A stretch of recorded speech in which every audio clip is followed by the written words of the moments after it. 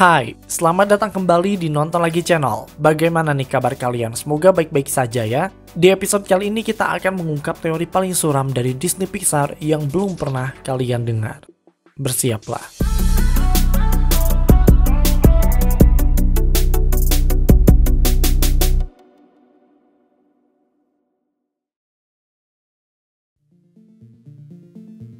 Ketika membahas sebuah teori yang ada dalam film animasi, memang yang paling seru jika kita membahas sesuatu yang gelap di dalamnya. Kita sebagai penonton diajak untuk memikirkan berbagai macam kemungkinan yang tidak terpikirkan sebelumnya. Terkadang teori-teori semacam ini juga menjadi pengisi plot hole dalam sebuah cerita. Maksudnya, jika ada sesuatu yang dirasa masih menimbulkan pertanyaan, maka pertanyaan tersebut bisa dijawab dengan menggunakan teori-teori yang ada. Oke, kita melipir sebentar ke salah satu film terbaik Christopher Nolan yang dirilis pada tahun 2010 silam, Inception. Kalian pasti sudah familiar dengan ciri khas film Nolan yang nggak terkadang sih, endingnya itu membingungkan. Mungkin kata yang tepat bukan membingungkan kali ya, lebih ke menimbulkan banyak spekulasi. Inception memiliki ending seperti itu. Kita sebagai penonton dibuat bertanya-tanya, apakah si karakter utama udah bangun dari mimpinya dan bersatu dengan anak-anaknya, atau dia masih terjebak dalam mimpinya? Perdebatan ini masih dibahas bahkan hingga 10 tahun sejak filmnya dirilis. Muncul banyak teori yang menjelaskan apa yang sebenarnya terjadi pada Dominic Cobb dengan memperhatikan detail kecil yang bahkan tidak pernah kita sadari detail tersebut ada di sana. Hal semacam ini juga berlaku ketika berusaha mengupas plot hole yang berujung pada pertanyaan dalam film animasi Disney Pixar. Ya, buat kalian yang baru di sini, Disney Pixar Theory adalah sebuah teori yang menjelaskan bahwa semua film animasi Disney Pixar berada pada sebuah mega timeline dan universe yang sama. Dari satu film nyambung ke film lainnya. Nah, film yang akan kita bahas hari ini adalah WALL-E. Kita sempat bikin satu video tentang WALL-E beberapa bulan yang lalu yang menjelaskan bahwa sampah yang ada di bumi justru sebenarnya disebabkan oleh robot ini. What? Kalian boleh langsung cek videonya atau mau nonton episode ini dulu juga nggak apa-apa. Episode hari ini berawal dari sebuah pertanyaan mengenai sumber pangan yang tersedia di kapal besar Axiom di luar angkasa.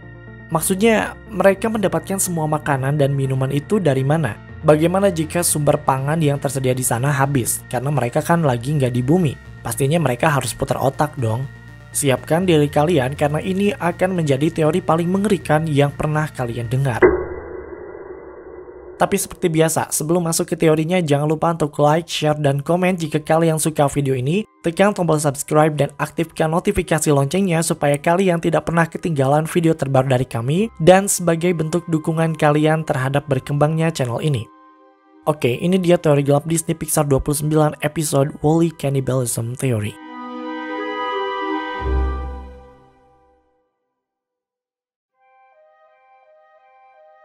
WALL-E menjadi salah satu film dari Pixar yang paling ikonik. Sebuah robot sampah jatuh cinta pada robot lain yang berbeda kelas dan mereka saling jatuh cinta. Kisah mereka memang mengharukan, namun tidak dengan manusia sebagai penghuni kapal Axiom. Mungkin dulu kalian menangis karena kisah cinta WALL-E dan Eve, namun sekarang kalian mungkin akan menangis karena rahasia gelap yang ada di kapal induk Axiom. Oke, di sini kita nggak akan recap ceritanya dulu karena literally kalian pasti udah tahu gimana alur ceritanya. Di sini kita cuma mau ngingetin dulu tujuan sebenarnya diciptakannya kapal induk Axiom dalam film WALL-E. Oke, Axiom adalah kapal induk besar yang bisa diibaratkan sebagai tempat persinggahan sementara. Manusia pada masa itu dalam film WALL-E pada pindah keluar angkasa karena bumi yang sudah tidak layak huni. Bumi digambarkan sebagai planet yang dipenuhi dengan sampah, berpolusi, dan kotor. Oleh sebab itu, sebuah robot bernama WALL-E ditugaskan untuk membersihkan sampah tersebut. Pokoknya sampai bumi benar-benar habitable atau bisa dihuni. Sementara itu, manusia pada pindah dulu keluar angkasa, tepatnya di Axiom tadi. Kapal induk Axiom akan memutari tata surya dan kemungkinan akan berhenti jika bumi memang sudah bisa menjadi tempat tinggal kembali. Nah, dari sini kita menemukan suatu masalah yang cukup menimbulkan pertanyaan besar. Manusia yang ada di kapal Axiom sudah mengorbit terlalu lama dari yang mereka bayangkan. Mereka telah berada di luar angkasa selama berabad-abad. Bahkan filmnya sendiri mengatakan bahwa mereka telah mengudara selama 700 tahun, atau tepatnya 255.642 hari. Dan seperti yang disebutkan di awal, ini menimbulkan sebuah pertanyaan besar. apa yang mereka makan selama 700 tahun itu. Matthew Patrick alias MattPat telah menemukan sebuah jawaban dengan menghubungkan beberapa bukti. MattPat mengatakan bahwa manusia yang ada di Axiom tidak makan seperti Matt Damon dalam film The Martian di mana ia literally nanam kentang di Mars. Manusia yang ada di Axiom justru saling memakan satu sama lain.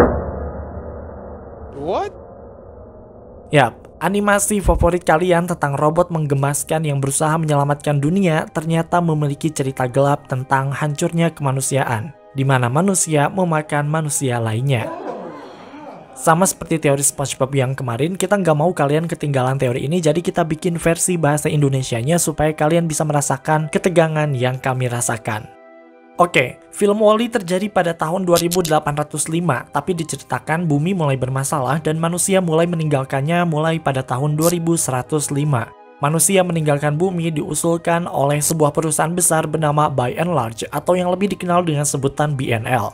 BNL menciptakan kapal besar Axiom untuk mengevakuasi manusia, sementara bumi sendiri akan dibersihkan oleh robot. Pada awalnya, BNL akan mengudara hanya 5 tahun saja. Namun pada kenyataannya, Axiom ternyata malah mengudara lebih dari 700 tahun. Dan dari sinilah keanehan itu datang. Mereka pasti sudah menyediakan persediaan makanan, tapi hanya untuk 5 tahun saja. Tapi di luar angkasa sana, mereka justru mengudara lebih dari 700 tahun. Makanan untuk 695 tahunnya itu dari mana coba? Oke, sebagian dari kalian mungkin berpikir pastinya Axiom memiliki banyak cadangan makanan. Jadi kalau misalnya mengudara 5 tahun ya pasti mereka udah nyiapin persediaan makanannya itu lebih dari 5 tahun. Dan ya, hal ini memang benar. Bahkan NASA sendiri juga melakukan hal demikian. Jika mereka mengudara selama 7 hari, makanan yang akan mereka siapkan adalah 9 hari. Tapi kalau kita ngomongin Axiom yang mengudara selama 700 tahun, artinya mereka harus menyediakan 140 kali lipat dari persediaan di 5 tahun pertama tadi. Kalau misalnya 2 kali lipat untuk 10 tahun itu mungkin masih masuk akal ya, tapi ini 140 kali lipat dan dalam film WALL-E, makanan itu terus berdatangan. Plus manusia di sana juga pada konsumtif. Gak sadar akan persediaan makanan itu datangnya dari mana. Mereka makan ya makan aja gitu. Yang namanya makanan itu beda sama air dan bahan bakar. Dari segi produksinya akan memakan waktu yang lebih lama dan sangat-sangat ribet. Dalam film WALL-E sendiri, kapal Axiom itu menggunakan tenaga nuklir yang mana itu sangat menguntungkan karena bisa digunakan untuk waktu yang lama. Sebagai contoh, 1 kg uranium-235 yang biasa digunakan untuk bahan bakar fisi nuklir itu setara dengan 1.500 ton batu bara dan ternyata bisa digunakan selama lebih dari 700 tahun. Itu pun baru habis setengahnya dari 1 kg itu. Jadi kalau untuk bahan bakar masih aman lah ya, make sense gitu. Axiom mengudara lebih dari 700 tahun. Lalu bagaimana dengan air? Well, air juga bukan masalah yang serius. Dalam film WALL-E sendiri dijelaskan bahwa mereka memanen air dari satu daerah bernama Kuiper Belt. And you know what? Kuiper Belt ternyata emang beneran ada di dunia nyata guys. Kuiper Belt atau sabuk Kuiper adalah suatu daerah di luar angkasa dan di tata surya kita juga ada. Letaknya ada di antara daerah Neptunus dan Pluto. Mulai diobservasi secara dekat pada tahun 1983, sabuk Kuiper ternyata adalah daerah yang dipenuhi dengan asteroid beku yang dimana asteroid tersebut disusun oleh berbagai bahan seperti metana, amonia, dan yang pastinya adalah air. Oleh sebab itu, ketersediaan air di Axiom itu ditunjang oleh keberadaan asteroid beku ini di sabuk Kuiper tadi. Jadi untuk bahan bakar dan air mah ya aman lah ya.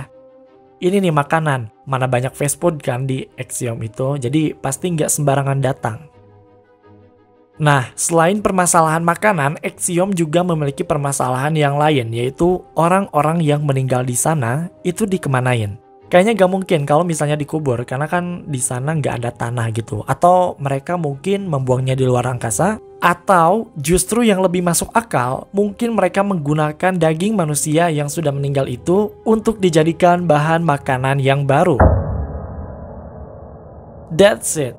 Manusia di Axiom telah memakan daging dari jenisnya sendiri. Mereka merecycle penumpang yang meninggal dunia menjadi makanan. Kapal Axiom sendiri telah mengudara selama lebih dari 700 tahun dengan jumlah penumpang pertama ada sekitar 600.000 orang. Ini berdasarkan pada DVD tambahan yang ada dalam film WALL-E. Masa dari sekian banyaknya penumpang gak ada yang meninggal? Kan aneh. Even dalam filmnya sendiri, Axiom itu sudah dipimpin oleh beberapa kapten dari generasi ke generasi. Jika kita ambil rentang waktu sekitar 200 tahun, kira-kira bakalan ada sekitar 2 juta orang yang meninggal. Nah, mayatnya itu dikemanain coba? Ke tempat pembuangan sampah? Well, kalian pernah melihatnya dalam salah satu scene ketika Wall-E ada di tempat pembuangan sampah dan di sana hanya terlihat bahan-bahan mekanik atau material. Pun ketika pembuangan sampah keluar angkasa, itu semuanya berupa bahan mechanical saja. Jadi kemungkinan besar memang manusia yang telah meninggal di recycle menjadi bahan makanan yang baru. Kemudian muncul pertanyaan, apakah rasa kemanusiaan di sana telah hilang sehingga mereka berani menggunakan daging manusia menjadi makanan? Nah, sebenarnya nggak hilang sih, cuma emang kayak kependem gitu. Even kaptennya sendiri bisa dibilang adalah orang yang tidak kompeten, yang ternyata mereka dikendalikan oleh robot Otto dengan program A113-nya. Robot dengan program A113 telah diprogram supaya manusia yang ada di Axiom tidak datang kembali ke bumi, dan yang namanya robot nggak punya insting kemanusiaan. Jadi ketika mayat manusia di-recycle menjadi bahan makanan, ya mereka melakukan hal itu, toh nggak ada yang protes. Penduduk Axiom juga nggak peduli, dan kaptennya juga berada di bawah kendali si robot Otto. Robot itu sebenarnya nggak jahat, mereka cuma artificial intelligence yang menjalankan programnya. Robot Otto nampak mengendalikan semua yang ada di kapal dan semua yang ada di kapal itu diurusnya sama robot. Mulai dari nyediain minuman, penjaga kolam renang, hingga pendidikan anak usia dini alias PAUD, canda PAUD. Pokoknya semuanya itu dikendalikan sama robot. Oke, sekarang mari kita lihat bukti terkuat dari praktek kanibalisme yang ada di kapal induk Axiom ini. Bukti yang paling kuat dapat kita lihat dari manusia atau penumpang di kapal Axiom. Mereka terlihat sangat overweight, gemuk, dan tidak berdaya. Nah, dalam filmnya sendiri ini dijelaskan sebagai akibat dari microgravity atau simpelnya gravitasi yang minim, di mana hal ini katanya menyebabkan tulang menjadi keropos dan mengecil. Tapi, jika kalian lihat di scene ini, tulang mereka tidak hanya mengecil, badan mereka juga membesar alias overweight, dan itu disebabkan oleh microgravity tadi. Padahal sebenarnya microgravity tidak menyebabkan overweight dan ini sudah dibuktikan oleh NASA. Aduh, kebohongan apa lagi yang dilakukan oleh BNL? Setelah di episode sebelumnya mereka berbohong akan sampah yang ada di bumi, sekarang mereka berbohong tentang kondisi manusia di kapal Axiom. Well, NASA memang pernah melakukan penelitian untuk membuktikan bahwa tulang manusia akan cepat keropos jika berlama-lama di luar angkasa, namun tidak membuktikan bahwa manusia akan gemuk dan overweight. Dan sekali lagi, ini disebabkan karena microgravity tadi. Nah, anehnya, sebenarnya microgravity yang disebutkan di film Wall-E itu sebenarnya tidak benar-benar terjadi. Maksudnya, jika kita melihat adegan Wall-E yang jatuh ke tempat pembuangan sampah, dan adegan orang ini menyelamatkan para bayi, membuktikan bahwa nggak ada yang namanya microgravity di Axiom. Di dalam kapal, gravitasinya tetap sama kayak di bumi, yang jatuh ya jatuh, nggak ada yang melayang-layang. Jadi informasi yang diberikan oleh kapten tentang penyebab mereka gemuk dan cepatnya tulang keropos disebabkan karena microgravity adalah sebuah kebohongan. Microgravity-nya aja tuh nggak ada di Axiom. Lalu apa yang menyebabkan mereka bisa se-overweight itu? Yang pasti karena mereka memakan daging manusia. Berdasarkan sebuah artikel yang agak disturbing ini, ketika kita memasak daging manusia, itu rata-rata akan menghasilkan 80.000 kalori. Dan kalori yang dimaksud bukanlah kalori yang baik. Kalori yang dihasilkan dari daging manusia berasal dari adipose tissue alias jaringan adiposa alias lemak tubuh. Jadi emang benar-benar lemak yang bisa bikin kita gemuk. Mana jumlahnya sampai 80.000 kalori kan? Jadi mereka memakan daging manusia yang mengandung super lemak ditambah kurang gerak, alhasil mereka menjadi gemuk atau obesitas seperti yang kita lihat dalam film Wall-E ini. Kemudian muncul pertanyaan, apa mereka nggak jijik gitu kan makan daging manusia? Nah, sepertinya BNL sudah memikirkan hal ini.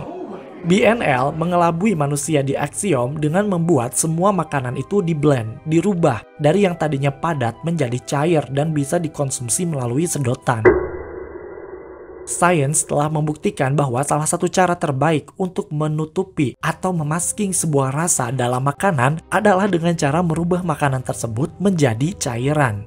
Misalkan di blender atau ya gimana lah pokoknya jadi bentuk cairan. Dan siap-siap merinding karena kebanyakan makanan di Axiom ternyata telah diubah menjadi bentuk cairan. Lihat semua makanan ini, semuanya dikonsumsi dengan menggunakan sedotan. Ternyata botol-botol tersebut berisi potongan daging manusia.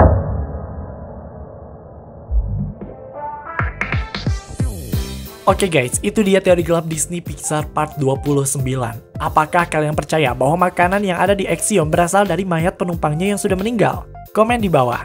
Terima kasih karena telah menonton video kami hingga akhir. Luangkan waktu untuk like, share, dan komen jika kalian suka video ini. Tekan tombol subscribe dan aktifkan notifikasi loncengnya supaya kalian tidak pernah ketinggalan video-video terbaru dari kami dan sebagai bentuk dukungan kalian terhadap berkembangnya channel ini. Mari terhubung lebih dekat dengan cara follow kami di Instagram dan TikTok di @nontonlagi untuk mendapatkan info dan rekomendasi film terbaik. Dan jangan lupa Kripik Crime Case kini hadir di Spotify. Sampai jumpa di episode Nonton Lagi channel berikutnya.